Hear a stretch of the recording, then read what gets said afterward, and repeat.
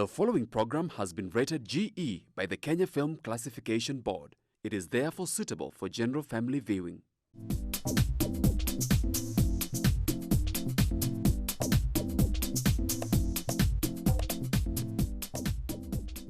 Hello viewer, welcome to Chungu cha Jamii. I'm your host Eunice Bugo. Today on the show, we are going to talk about the impact of medical camp in our society. What kind of impact have you been able to see when the medical camps is around your neighborhood? What services do you get? What interaction do you have with the doctors? These are some of the things that you are going to talk about today. Send in your question, your comments across all our social media networks. That's GBS TV Africa. Our SMS line is 21144. I'm not alone. I have guests who are going to help us to understand more of the services and everything to do with medical camp in our society. I will allow them to introduce themselves. Welcome, guests. Starting with you. Hello, viewers. My name is Dominic Ndete. I'm one of directors of GNMV. Thank you. Welcome on the show, Dominic. Yes, and I'm Oliver Didier, a clinical officer by profession, and I'm a director at GNMV. Welcome on the show, Oliver. Thank you. So today we are talking about the impact of medical camps in our society. To start with, what is a medical camp and why is it that you take it to the society? Mr. Dominic. A medical camp is basically a treatment or health intervention that is done outside an health center, a dispensary, or the normal setup. Usually this is something that is taken closer to the client's patients, where they also come through an awareness that is created initially, and they can come and gather. And once they gather also with their various problems, always there's an objective. So majorly could be a medical camp for general objective where there is general consultation. Others can have an intervention about the eye. We have a medical camp for several interventions. So in this case, it is a general medical camp. But basically, the real meaning of medical camp is a medical intervention that is done outside the facility, outside the health center. That one is so profound. Coming to you, Mr. Oliver, maybe you can give us a general view on how to prepare for such an impactful event to our society. How do you sit down, structurize, and say, we are going to area A, B, C, D, this and this is what we're going to service? Give us a demeanor or a general information of how to plan about it. How do you start? What do you look for? What are you targeting by the end of the day? And now for the initial day, what to do?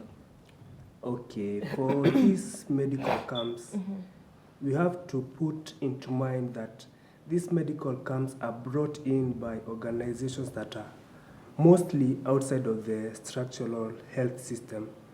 And these medical camps aim to fill in the gaps that may have been left out by the health system for one reason or another. So with that in mind, the people who are organizing these medical camps go to seek out these gaps that may have been left out and find ways to go and fill in the gaps to improve the health conditions of the people in that particular community. So in most cases, these medical camps are free because through partnerships, they get to reach out to these people who could not afford some specific services for one reason or another, and they provide these medical services to them. So there's some research that goes into planning on how to hold an event like this and where to hold an event like this so that it can have the maximum impact that it could have to that population. Yes, thank you. What is your target audience when you say you have to look to where to make the medical camp happen? Are you looking for a big space where it can hold a lot of people? Are you looking to where we have people with who are less privileged in the community? Are we looking for a posh area? What is it that you look for exactly, and what is your target audience at large? Oh, thank you. So usually there's something called epidemiology, where we study the disease patterns of various regions. So we tend to understand, as my colleague is saying, about the gaps. So you should identify the needs, and you come forth and fill that need. And this depends, you have to study what are the demographics, you study things to do with the disease patterns.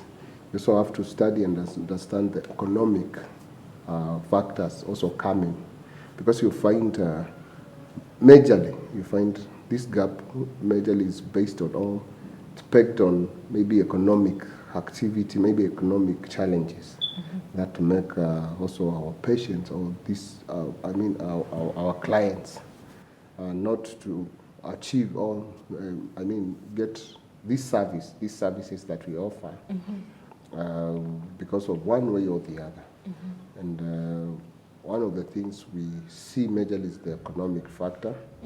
Another one is the clients are not educated on whether those services are available, and also ignorance, illiteracy, and many things that come together. So we sit down before planning where to have that through a research. Then from this research, we identify the gaps and we come and fill in. Yes. He has mentioned something to do with bridging the gaps and illiteracy, and also not knowing, ignorance and everything per se when it comes to the client side. So my question is, when we talk about illiteracy and lack of information, when you're planning, do you do sensitization, or rather something to educate the clients all about the services that you have to offer before the due day of the medical camp? Or how do you go about it in terms of enlightening and educating the society of whatever region that you're going to have the medical services? Okay, when we bring these medical services to a community, first we'll have to go to the community and get to see the needs of the community.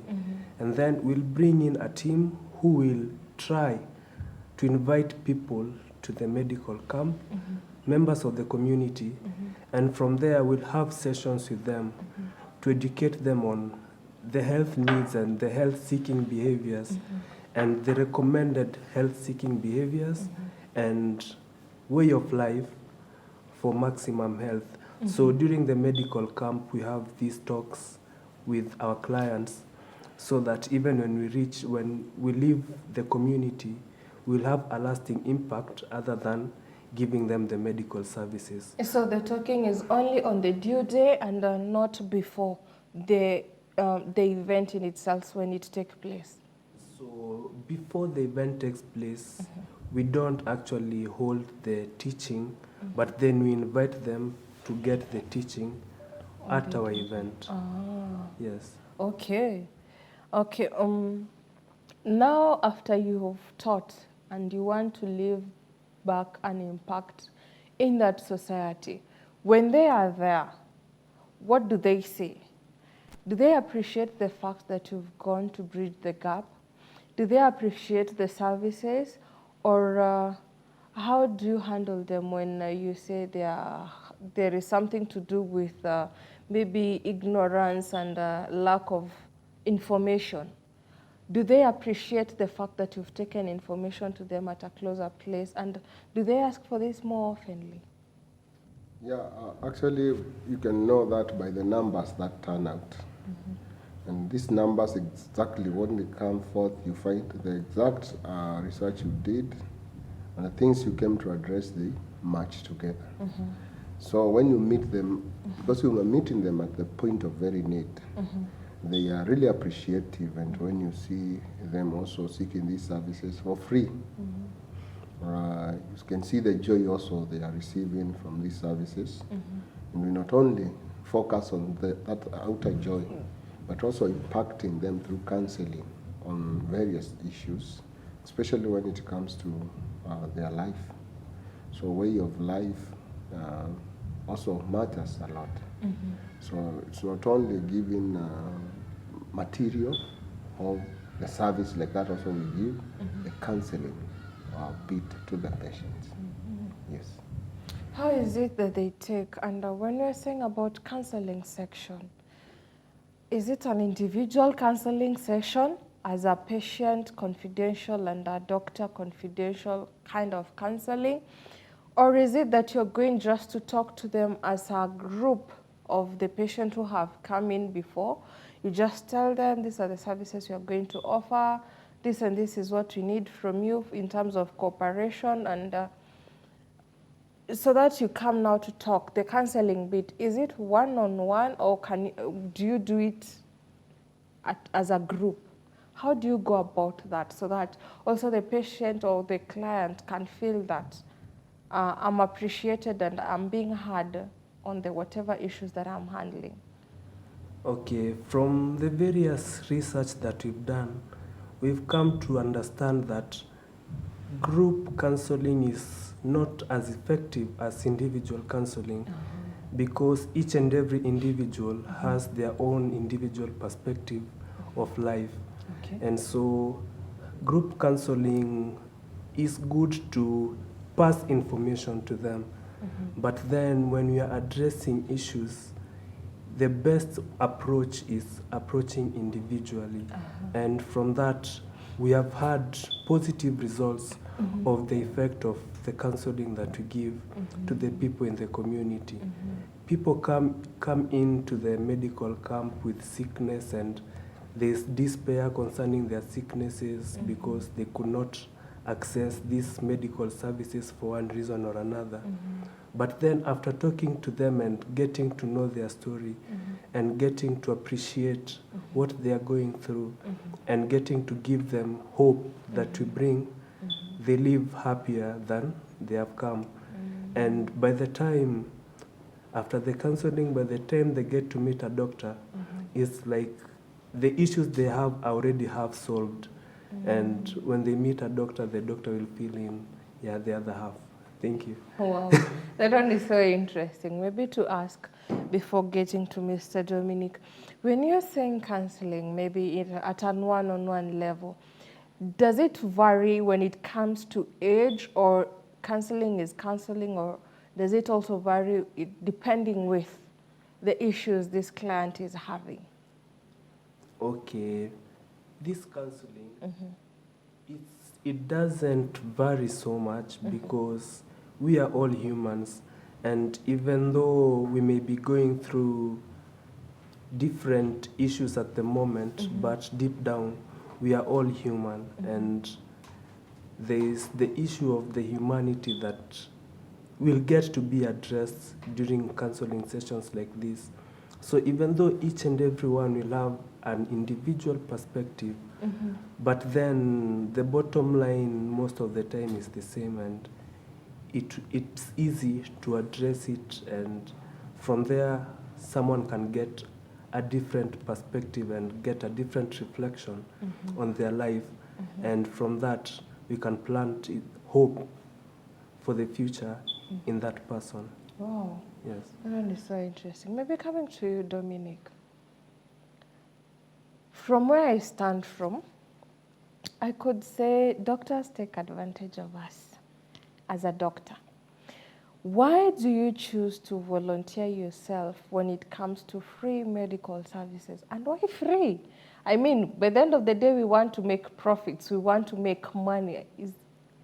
And with this high economic taxation and everything happening around us, why are you not charging even some little money? You're just saying it's free, it's free. And when we say it's free, is it only free consultation, or are we saying it's free everything when it comes also to, do you have also lab tests? Do you give out medicine? How do you go about it, and why do you say it's free and Is it free 100%, or is it free like 80-20 or 70-30? Tell us about the free. Well, we operate on humanitarian grounds. Okay. And the humanitarian grounds, you find to the patient it is free. But now the services going to the patients, there is a cost. And who takes care of this cost? The team members, you have partners who come together also, that they may sponsor that these services may be free to the patient. They're not free to those who offer. Okay. There's the issue of the cost. And actually, it costs a lot of money to put together such an initiative. When many people, when they see outside, they see the outside bit of it, they think, it's free service. To the patient, it's only where it is free. But now this is costs to, at the back, you find there is a lot of cost that is incurred. And McHugh, there are people who give immensely for such services. So you can't do these services without partners. You can't do these services without sponsors. And also a team of delicate human personnel who also dedicate themselves and say, let's give to the society, back to the society. Free of charge, maybe 1 week, maybe 4 months, 5 months. I'll take 1 week off from my duty and go and serve people for free. It's like they are tithing to the society. Tithing to the society. Maybe coming to you and wanting to echo out more on that.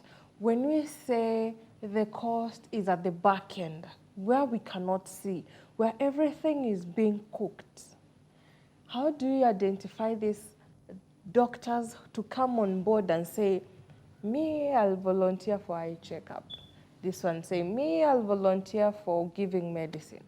May say, how do you come, how do you even get to know I'll approach company ABCD and not EFG? I will talk to person CBD and not QRS. How do you go about all these statistics so that by the end of the day you come with a complete plan and a workable and profitable to everyone? Because, and also I want them to understand, in as much as I say profitable to everyone, I think it's patient only who are profiting more. How are you profiting as the service team? How do you benefit from it all? Okay, concerning that, we medics believe that medicine is a calling. And even though there is the economic issue that will arise with us, medics deep down, we know that medicine is a calling. And so it's easy to approach a medic and tell them and inquire of them to sacrifice some of their time and their expertise to provide free medical services for a day or two, because deep down it's a calling.